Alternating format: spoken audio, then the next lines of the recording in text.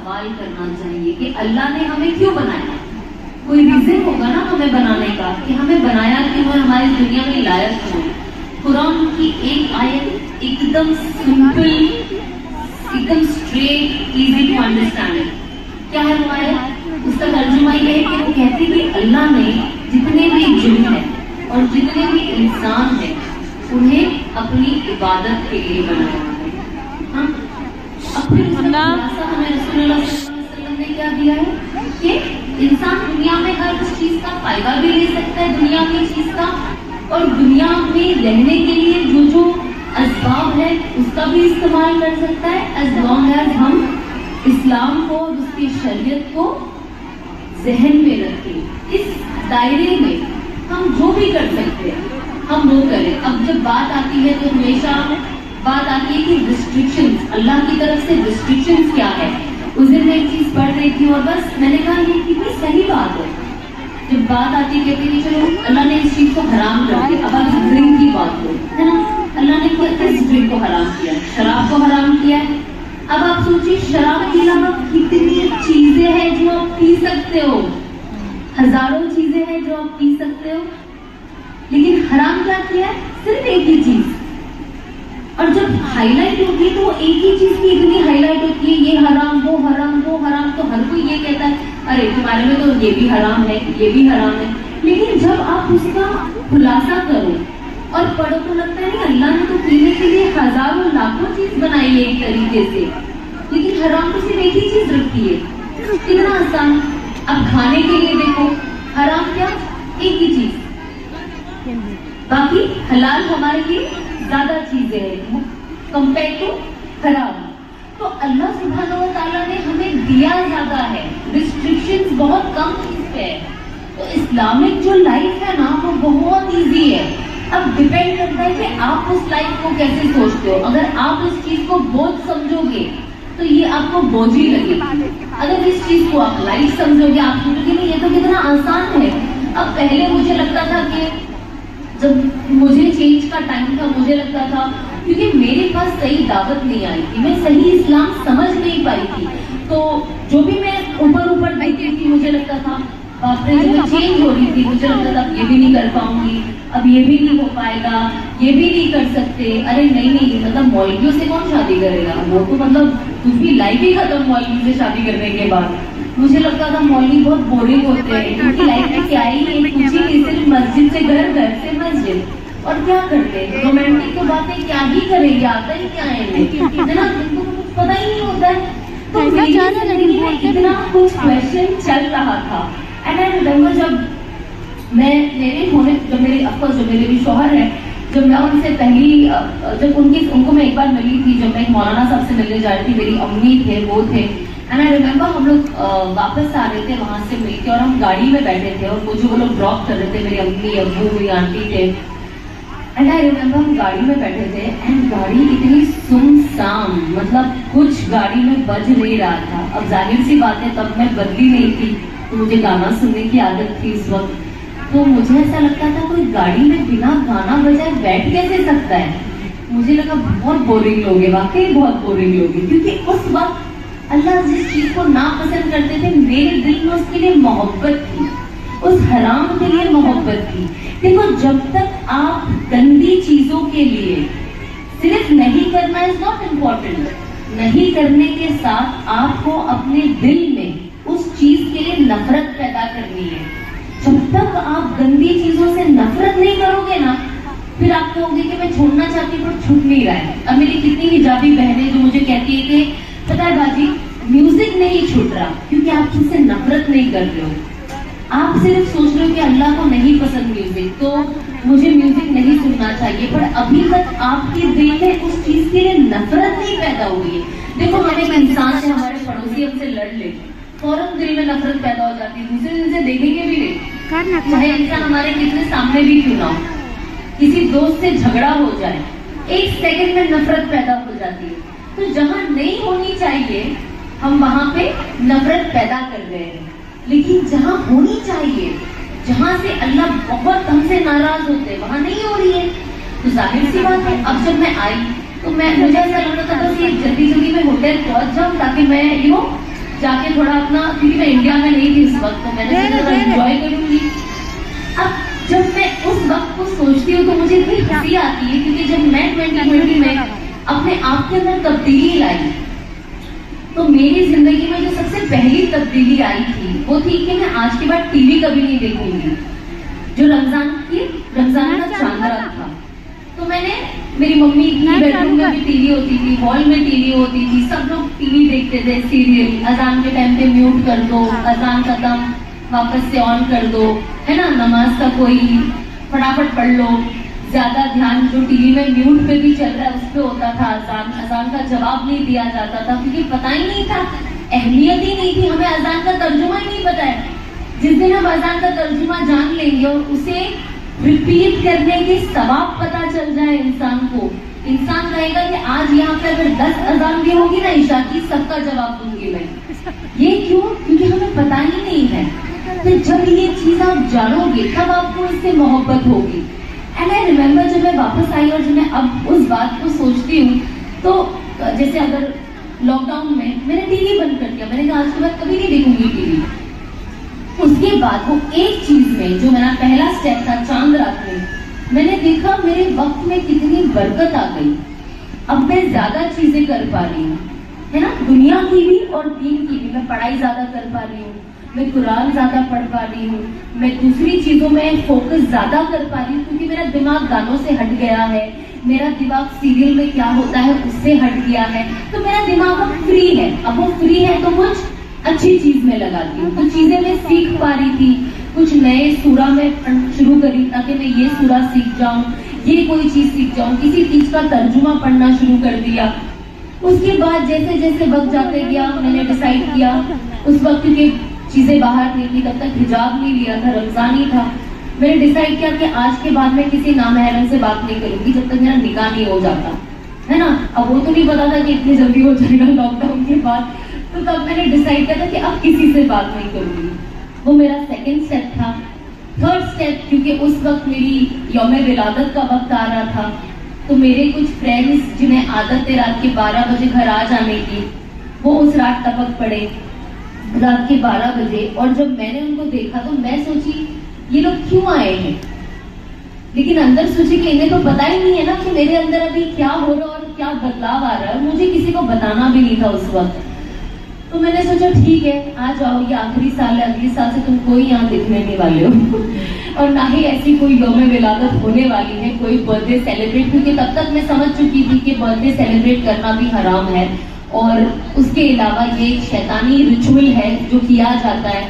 उसी साल मैंने डिसाइड कर लिया था कि आज से मैं अपना कभी बर्थडे सेलिब्रेट नहीं करूंगी, कभी केक नहीं कटेगा, कभी हमारे घर में अभी किसका बर्थडे कब होता है किसे नहीं पता। मेरे ससुराल में भी मुझे आज तक नहीं पता है कि किसका बर्थडे हो रहा है, और ना ही मैंने आज तक इन 4 सालों में केक देखा है कि भाई किसका बर्थडे घर में ही काट के खा लो। तो बात सिर्फ कैमरा पे आने की या पोस्ट करने की नहीं है, बात है जब तक आप घर का माहौल दीनी नहीं बनाओगे, दीन अंदर नहीं उतरेगा। घर में जब तक रोज तालीम नहीं होगी, दीन नहीं उतरेगा। देखिए हम हर चीज भूल जाते हैं, तो तालीम एवरीडे होना इज वेरी इंपॉर्टेंट। ये आप लोग अपने ना लिस्ट में लिख दो कि रात को ईशा के बाद आपने खाना खा लिया, 10 साढ़े 10 बजे का वक्त आप तय कर लीजिए।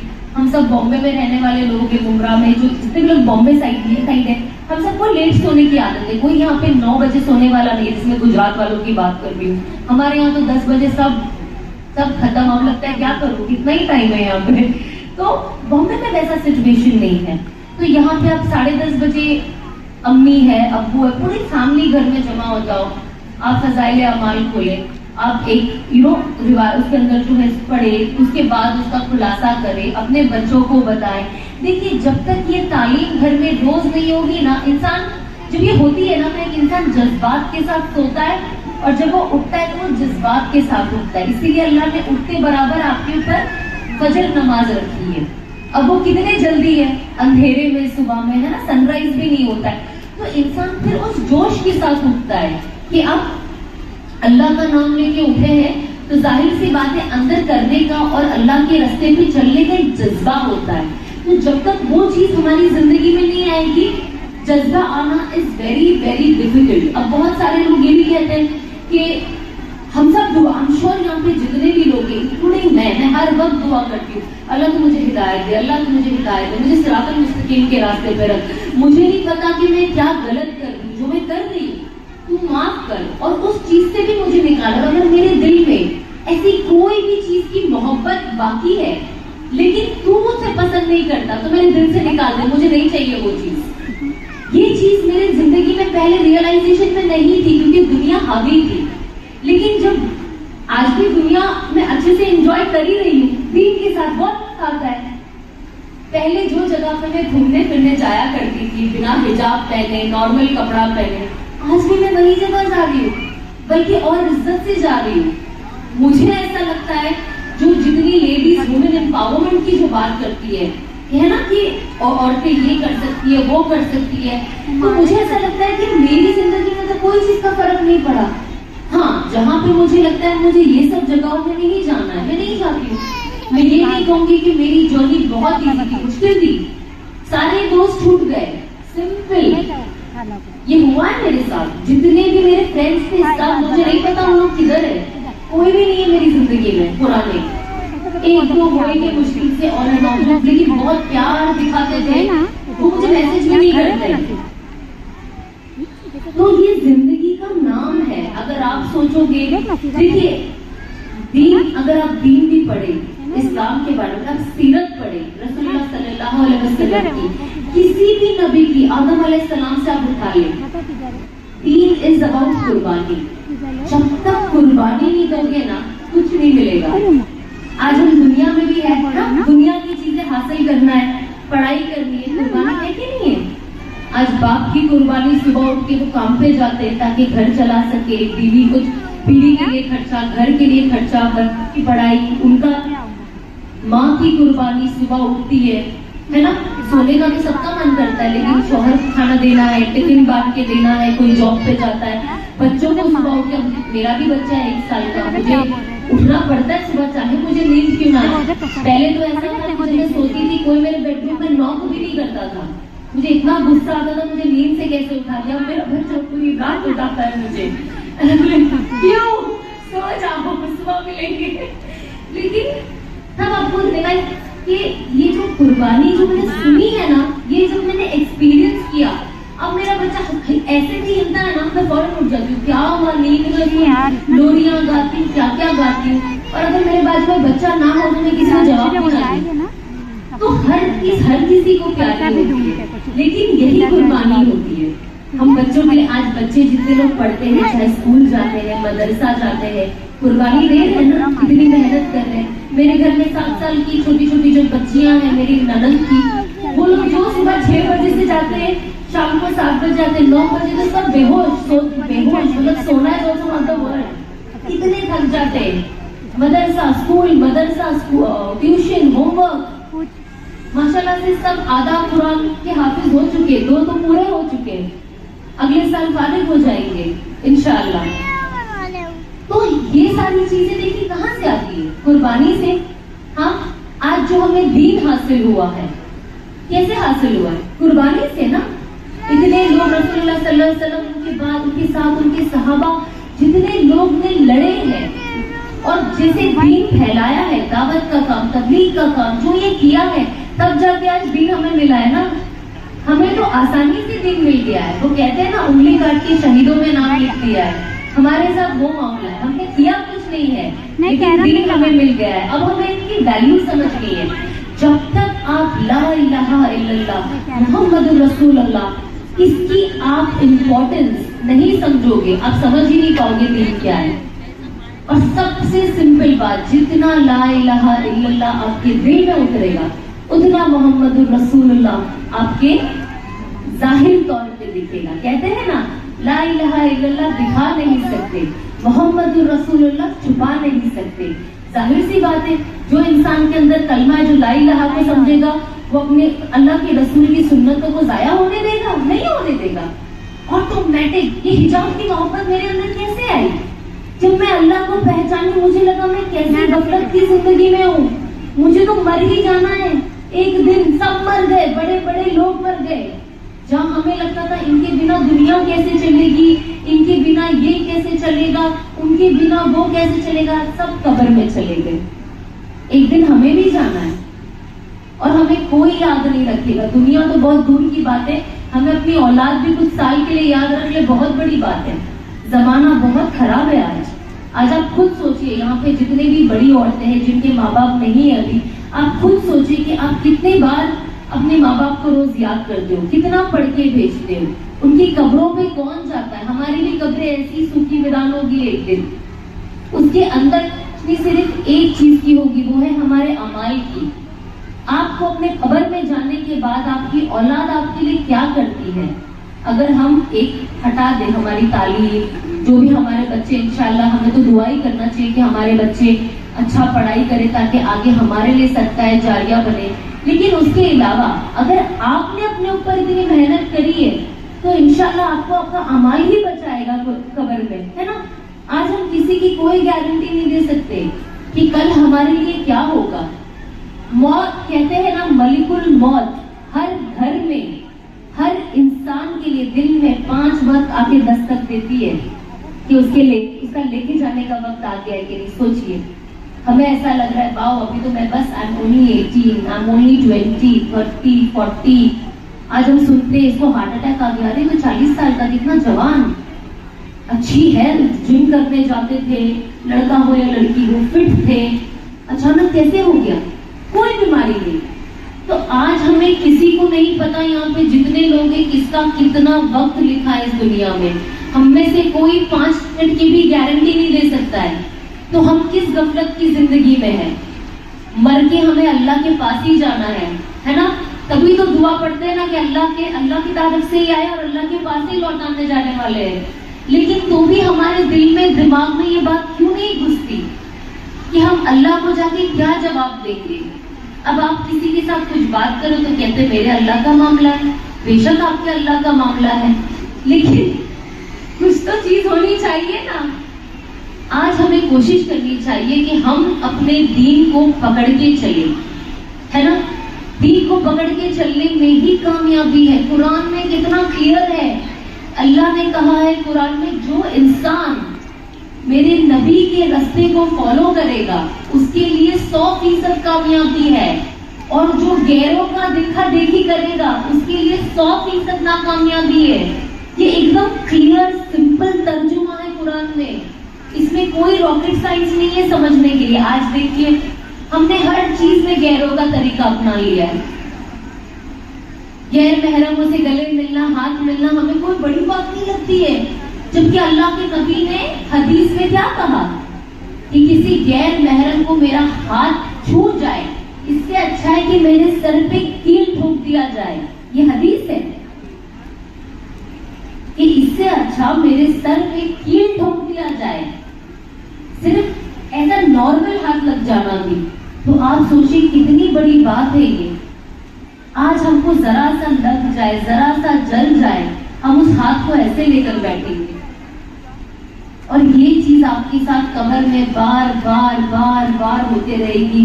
कयामत के दिन जब अल्लाह हमारे लिए अच्छे फैसले करे, पर अच्छे फैसले अच्छे अमाल से आते। अल्लाह ने कुरान में क्या कहा है कि मैं इंसाफ पसंद करता हूँ।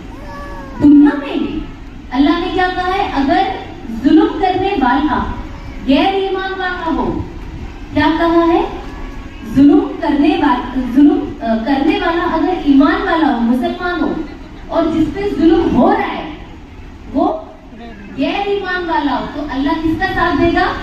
गैर ईमान वाले का। ये नहीं देखेगा मेरा मुस्लिम है तो मैं इनका साथ दूंगा। अल्लाह ने इतना क्लियर बताया है कि अल्लाह कभी जालिम का साथ नहीं देता, है ना। बाकी तो जो जन्नत है, जिसके दिल में कलमा है, जन्नत उसी के लिए। बाकी जो जिनके दिल कलमा नहीं है, ये दुनिया उनके लिए है। तो हमारे लिए वो कोई कंपटीशन नहीं होना चाहिए। अल्लाह ने कहा है ना कि अगर वो चाहते तो इनके घर सोने चांदी के बना देते, लेकिन जो ईमान वाले होते उनका ईमान और कमजोर हो जाता, इसीलिए अल्लाह ने इस चीज को रोक दिया। तो हमारे लिए ये सारी चीज कितनी बड़ी चीजें हैं कि हम इस चीज को समझे, हम समझे कि हम मुसलमान हैं, है ना। आज हम ऐसे इवेंट्स रखते हैं, आज हम तालीम की इतनी बात करते हैं, बहुत बार हम कितना अटेंड भी करते हैं, पर हम सुनना कितना चाहते हैं, हम इसमें से अमल कितने चीजों पे करना चाहते हैं, वो मैटर करता है। आज आप लोग सब यहाँ पे आए हो, आप लोग नियत करो कि मेरा यहाँ आना सिर्फ मेरी हाजिरी लगाना नहीं है, मैं वाकई कुछ सीखना चाहती हूँ, मैं वाकई यहाँ से कोई अच्छी चीज लेके जाना चाहती हूँ, मैं वाकई अपनी जिंदगी बदलना चाहती हूँ। जब तक आप अपने अंदर ये चीज नहीं डालोगे, कोई इंसान आपको नहीं बदल सकता, जब तक आप खुद नहीं बदलो। हम अल्लाह से मांगते, अल्लाह में हिदायत दे, हिदायत दे। अल्लाह सुब्हानहू व तआला तो कहते हैं मैं तो सबको हिदायत दूंगा, आप कुर्बानी तो दे, आप मेहनत तो करें। आज हम दुनिया में कोई चीज मांगते, अगर हमें पता है कि चलो अभी हमें घर खरीदना है, गाड़ी खरीदना है, कपड़ा खरीदना है, कोई भी चीज है दुनिया की, तो मेहनत करते हो कि नहीं करते हो? करते हो ना। हर इंसान उस चीज को पाने के लिए मेहनत करता है। घर पे बैठ के उनके सिर्फ ये नहीं बोलता है मुझे ये चाहिए, मुझे वो चाहिए। वही चीज आपके ईमान के साथ भी है। अगर आप जन्नत चाहते हो, अगर आप अल्लाह सुब्हानहू व तआला का दीदार करना चाहते हो, आप रसूलुल्लाह सल्लल्लाहु अलैहि वसल्लम का दीदार करना चाहते हो, है ना, तो आपको क्या करना होगा? आपको उसके लिए कुर्बानी देनी होगी। अब जैसे मैंने कहा कि अल्लाह सुब्हानहू व तआला क्या करते हैं कि अल्लाह कहते हैं कि मैं फेयर हूँ, मैं इंसाफ पसंद करता हूँ। अब वही चीज एक छोटे से एग्जाम्पल में उन्होंने क्या बताया कुरान में कि एक भेड़िया जिसके सर पे सींग नहीं है और एक दूसरा भेड़िया जिसके सर पे 2 सींग है, अब उसने उसको मार दिया। देखिए जानवरों के लिए तो कोई जन्नत जहन्नम है नहीं, है ना। तो जिसने उसको सिंग मारा, अल्लाह सुब्हानहू व तआला वो दोनों जानवर को कयामत के दिन खड़ा करेंगे, और जिसके